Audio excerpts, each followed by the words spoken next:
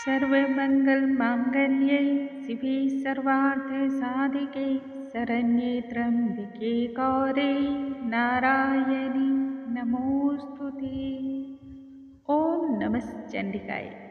नमस्कार दोस्तों, आप सभी पर माँ भगवती की कृपा सदा ही बनी रहे, समस्त मनोकामनाओं की पूर्ति हो और हर प्रकार के दुख कष्ट पीड़ाओं का हरण हो। माँ भगवती आप पर सदा प्रसन्न रहे, इसी कामना के साथ आज के पाठ को हम आरंभ करते हैं। आज के इस वीडियो में हम सुनेंगे श्री दुर्गा सप्तशती के चौथे अध्याय का पाठ, जो कि नवरात्र के तीसरे दिन श्रवण किया जाता है।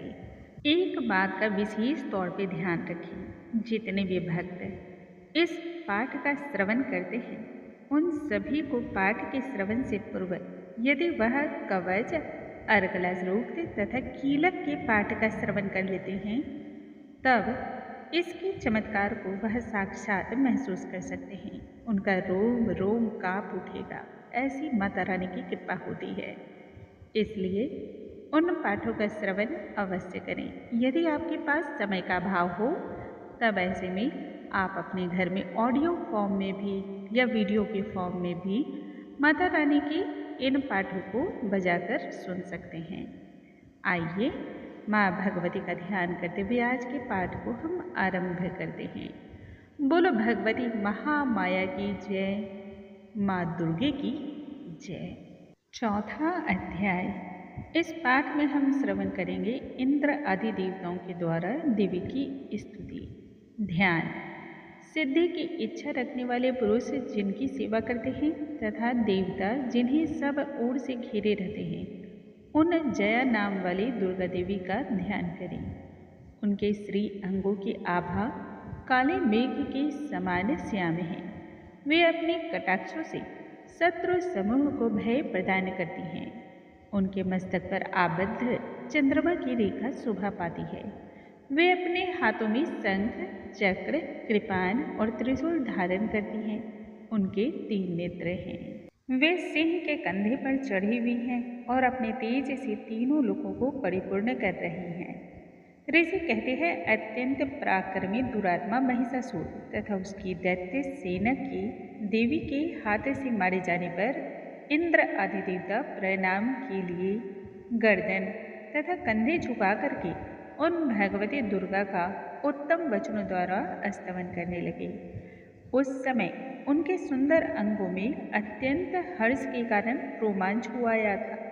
देवता बोले, संपूर्ण देवताओं की शक्ति का समुदाय ही जिनका स्वरूप है तथा जिन देवी ने अपनी शक्ति से संपूर्ण जगत को व्याप्त कर रखा है, समस्त देवताओं और महर्षियों की पूजनीय उन जगदम्बा को हम भक्तिपूर्वक नमस्कार करते हैं। वे हम लोगों का कल्याण करें। जिनके अनुपम प्रभाव और बल का वर्णन करने में भगवान शेषनाग, ब्रह्मा जी तथा महादेव जी भी सामर्थ्य नहीं हैं, वे भगवती चंडिका संपूर्ण जगत का पालन एवं अशुभ भय का नाश करने का विचार करें। जो पुण्य आत्माओं के घरों में स्वयं ही लक्ष्मी रूप से, पापियों के यहाँ दरिद्रता रूप से, शुद्ध अंतःकरण वाले पुरुषों के हृदय में बुद्धि रूप से, सत्पुरुषों में श्रद्धा रूप से तथा कुलीन मनुष्य में लज्जा रूप से निवास करती हैं, उन आप भगवती दुर्गा को हम नमस्कार करते हैं। हे देवी, आप संपूर्ण विश्व का पालन कीजिए। देवी, आपके इस औचित्य रूप का, असुरों का नाश करने वाले भारी पराक्रम का तथा समस्त देवताओं और दैत्यों के समक्ष युद्ध में प्रकट किए हुए आपके अद्भुत चरित्रों का हम किस प्रकार वर्णन करें। आप संपूर्ण जगत की उत्पत्ति में कारण हैं। आप में सतत्व गुण, रजोगुण और तमोगुण, ये तीनों ही गुण मौजूद हैं, तो भी दोषों के साथ आपका संसर्ग नहीं जान पड़ता। भगवान विष्णु और महादेव जी आदि देवता भी आपका पार नहीं पाते। आप ही सबका आश्रय हैं। यह समस्त जगत आपका अंशभूत है, क्योंकि आप सबके आदिभूत अव्याकृता पड़ा प्रकृति है। देवी संपूर्ण यज्ञों में जिसके उच्चारण से सब देवता तृप्ति लाभ करते हैं वह स्वाहा आप ही हैं। इसके अतिरिक्त आप पितरों की भी तृप्ति का कारण हैं। एतेव सब लोग आपको स्वधा भी कहते हैं। हे देवी, जो मोक्ष की प्राप्ति का साधन है, अचिंत्य महाव्रत स्वरूप है, समस्त दोषों से रहित जितेंद्रिय तत्व को ही सार वस्तु मानने वाले तथा मोक्ष की अभिलाषा रखने वाले मुनिजन जिसका अभ्यास करते हैं वह भगवती पराविद्या आप ही हैं। आप शब्द स्वरूप हैं, अत्यंत निर्मल ऋग्वेद, यजुर्वेद तथा उद्गीत के मनोहर पदों के पाठ से युक्त सामवेद का भी आधार आप ही हैं। आप देवी त्रयी अर्थात तीनों वेद और भगवती अर्थात की 6 ऐश्वर्यों से युक्त हैं। इस विश्व की उत्पत्ति एवं पालन के लिए आप ही वार्ता के रूप में प्रकट हुई हैं। आप संपूर्ण जगत की घोर पीड़ा का नाश करने वाली हैं। हे देवी, जिससे समस्त शास्त्रों के सार का ज्ञान होता है वह मेधा शक्ति आप ही हैं। दुर्गम भव सागर से पार उतारने वाली नौका रूप दुर्गा देवी भी आप ही हैं। आपकी कहीं भी आसक्ति नहीं है। कैटक के शत्रु भगवान विष्णु के वक्ष स्थल में एकमात्र निवास करने वाली भगवती लक्ष्मी तथा भगवान चंद्रशेखर द्वारा सम्मानित गौड़ी देवी भी आप ही हैं। आपका मुख मंद मुस्कान से सुशोभित, निर्मल, पूर्ण चंद्रमा के बिंब का अनुकरण करने वाला और उत्तम सुवर्ण की मनोहर कांति से कमनीय है। तो भी उसे देखकर महिषासुर को क्रोध हुआ और सहसा उसने उस पर प्रहार कर दिया। यह बड़े आश्चर्य की बात है। देवी, वही मुख जब क्रोध से युक्त होने पर उदयकाल के चंद्रमा की भांति लाल और तने हुए भौमों के कारण विकराल हो उठा, तब उसे देखकर जो महिषासुर के प्राण तुरंत नहीं निकल गए, यह उससे भी बढ़कर आश्चर्य की बात है, क्योंकि क्रोध में भरे हुए यमराज को देखकर भला कौन जीवित रह सकता है। हे देवी, आप प्रसन्न हो। परमात्मा स्वरूपा आपके प्रसन्न होने पर जगत का अभ्युदय होता है और क्रोध में भर जाने पर आप तत्काल ही कितने कुलों का सर्वनाश कर डालती हैं। यह बात अभी अनुभव में आई है, क्योंकि महिषासुर की यह विशाल सेना क्षण भर में ही आपके कोप से नष्ट हो गई है। सदा अभ्युदय प्रदान करने वाली आप जिन पर प्रसन्न रहती हैं वे ही देश में सम्मानित हैं। उन्हीं को धन और यश की प्राप्ति होती है। उन्हीं का धर्म कभी शिथिल नहीं होता तथा वे ही अपने हष्ट पुष्ट स्त्री पुत्र और भृत्यु के साथ धन्य माने जाते हैं। देवी, आपकी कृपा से पुण्यात्मा पुरुष प्रतिदिन अत्यंत श्रद्धापूर्वक सदा सब प्रकार के धर्मानुकूल कर्म करता है और उसके प्रभाव से स्वर्ग लोक में जाता है। इसलिए आप तीनों लोकों में निश्चय ही मनवांछित फल देने वाली हैं। माँ दुर्गे, आप स्मरण करने पर सभी प्राणियों का भय का हरण कर लेती हैं और स्वस्थ पुरुषों द्वारा चिंतन करने पर उन्हें परम कल्याणमयी बुद्धि प्रदान करती हैं।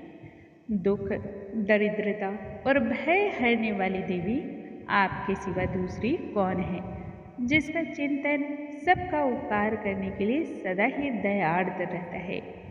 हे देवी, इन राक्षसों के मारने से संसार को सुख मिले तथा यही राक्षस चिरकाल तक नर्क में रहने के लिए भले ही पाप करते रहे हों। इस समय संग्राम में मृत्यु को प्राप्त होकर स्वर्गलोक में जाएं, निश्चय ही यही सोचकर आप शत्रुओं का वध करती हैं। आप शत्रुओं पर शस्त्रों का प्रहार क्यों करती हैं? समस्त असुरों को दृष्टिपात मात्र से ही भस्म क्यों नहीं कर देती? इसमें भी एक रहस्य है। ये शत्रु भी हमारे शस्त्र से पवित्र होकर उत्तम लोकों में जाएं। इस प्रकार उनके प्रति भी आपका विचार अत्यंत उत्तम रहता है। खड्ग के तेज पुंज की भयंकर दीप्ति से तथा आपके त्रिशूल के अग्रभाग की घनीभूत प्रभा से चौंधिया कर जो असुरों की आंखें फूट नहीं गई, उसमें कारण यही था कि वे मनोहर रश्मियों से युक्त चंद्रमा के समान आनंद प्रदान करने वाले आपके इस सुंदर मुख का दर्शन करते थे। देवी, आपका शील दुराचारियों के बुरे बर्ताव को दूर करने वाला है।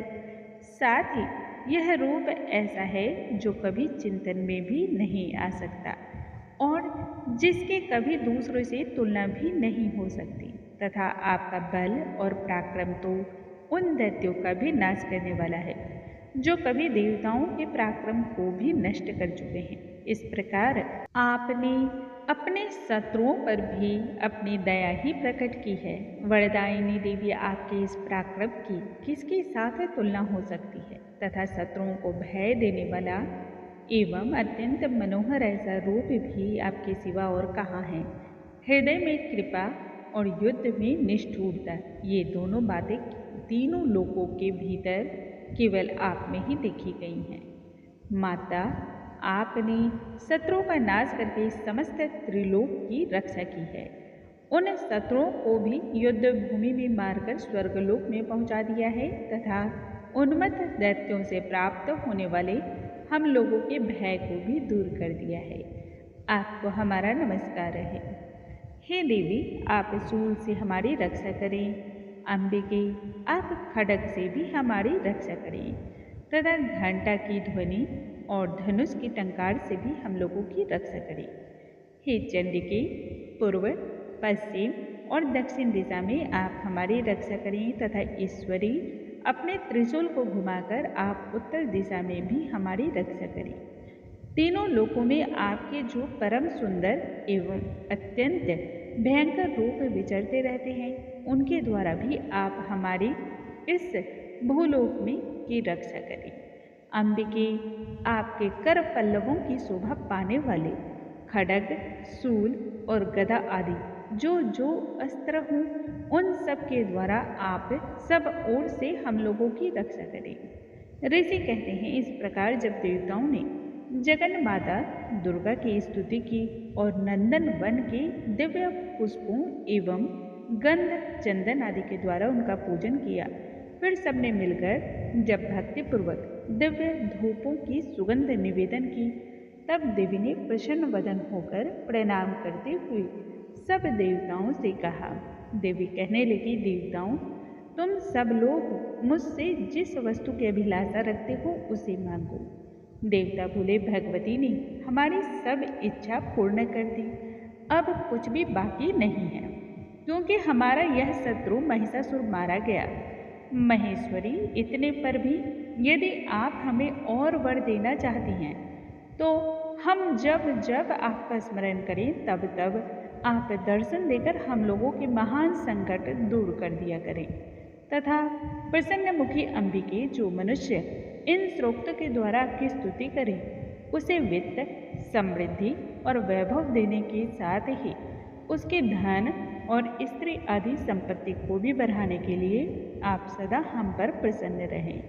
ऋषि कहते हैं कि राजन, देवताओं ने जब अपने तथा जगत के कल्याण के लिए भद्रकाली देवी को इस प्रकार प्रसन्न किया, तब वे तथास्तु कहकर वहीं अंतर ध्यान हो गई। भोपाल, इस प्रकार पूर्व काल में तीनों लोगों का हित चाहने वाली देवी जिस प्रकार देवताओं के शरीरों से प्रकट हुई थी, वह सब कथा मैंने कह सुनाई है।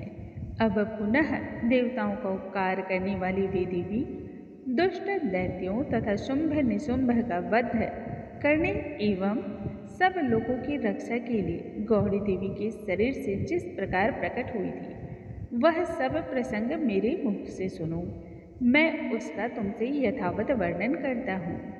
इस प्रकार श्री मार्कंडेय पुराण में सावर्णिक मनवंतर की कथा के अंतर्गत देवी महात्म्य में शक्रादि स्तुति नामक आज का हमने चौथा अध्याय पूर्ण किया। बोलो भगवती महामाया की जय, माँ दुर्गे की जय। कल आगे के अध्याय के साथ हम पुनः मिलेंगे। माँ भगवती की कृपा के लिए जय माता रानी लिखना कमेंट बॉक्स में बिल्कुल ना भूलें। नमस्कार दोस्तों।